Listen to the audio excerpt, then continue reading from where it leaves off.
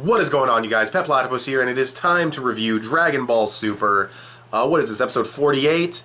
Man, My Hero Academia and Dragon Ball Super coming in with great episodes this week.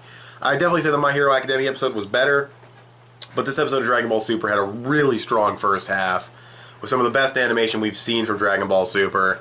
And yeah, it looks really, really fucking good. The animation was really nice in the beginning. There was a lot of impact. Trunks versus Black Goku was really... I'm just going to call him Black. Trunks versus Black in the beginning was really, really cool. There was a lot of impact, good choreography. Really enjoyed the fight at the beginning. Second half started off a little bit weak with Pilaf's answering that question. It was kind of funny to see Pilaf dressed up all kabuki and shit, but other than that, it was just kind of a lame scene. Wasn't really that funny or anything. Much better jokes come later when the Pilaf gang are like, oh man, is this guy a fucking illegitimate son? Are they keeping secrets from you, Trunks? That shit was funny. Also a little bit of development on the Trunks-Mai romance.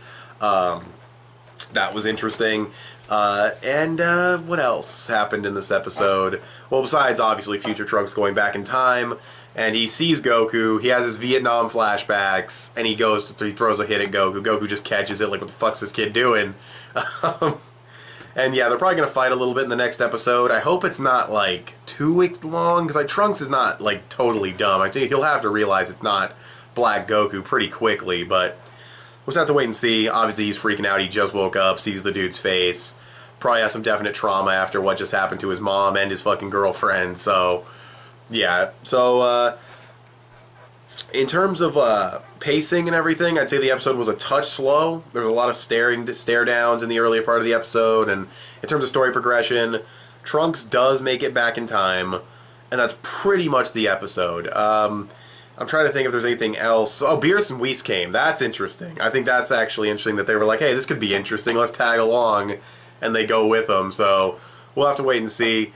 They also said, what did the initial description of this arc say? It was going to have, like, the Omni King involved, too. That's going to be, like, how are you going to get him involved? That's pretty intense. But yeah, Black Goku doing that fucking dark Kamehameha, that was sick. That was really, really cool. But yeah, I don't really have much to say about this episode, that's why I'm kind of just jumping around a little bit. But yeah, the animation was overall really, really good. The pacing was a touch too slow, story progression kind of light, just Trunks making it back in time.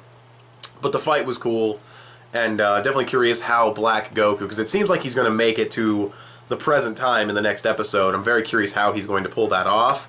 But yeah, with that being said though, oh, and Trunks went Super Saiyan, which was cool. A lot of people in the last episode, they were like, why didn't Trunks go Super Saiyan? Well, now he did, so, you know, obviously it's not going to help, so why do it? But he tried, he was pissed off. And he got his ass kicked, and that was a really cool scene. But other than that, the episode was just overall pretty solid. I'd probably give it a 7.5, maybe an 8 for that really cool fight at the beginning, but yeah, it was just overall a pretty good episode of Dragon Ball Super, mainly because of the lacking of story progression and the slow pacing.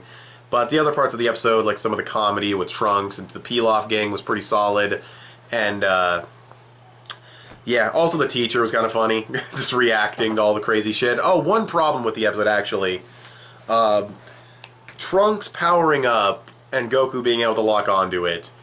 Gohan had to push himself to a ridiculous limit to make himself strong enough to where you could feel it, and Trunks just powered up and Goku was able to feel it. Now, maybe Goku's senses have gotten stronger over the past, you know, he trained with Vegeta for a few years in the time chamber and everything, so maybe his senses are even stronger than they used to be. That's obviously possible, but I did think it was a little bit weird that Gohan burnt himself out powering up so much, and then Trunks is just able to kind of casually power up to full power, and then Goku was able to lock on. I thought that was a little inconsistent, but overall still a 7.5 to 8 out of 10 episode. It was a pretty good episode of Dragon Ball Super. The fight was still great. Don't want to discredit the fight. It was really cool, but other than the fight, the rest of the episode was just kind of good.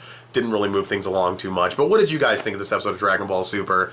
I definitely think this arc is off to a really good start. These last two episodes were really good. But, you know, really enjoyable episodes. I think it's living up to the tone that it's set and everything. But tell me what you guys think of this episode of Dragon Ball Super in the comments section below. You can also follow me on Instagram or add me on PSN. I'm petplatypus on both. You can also give this video a thumbs up and share it on social media. Both those will help me out a lot. Subscribe if you haven't already or if you like what you've seen here. I want to thank you guys for watching, and I'll talk to you guys later. Bye.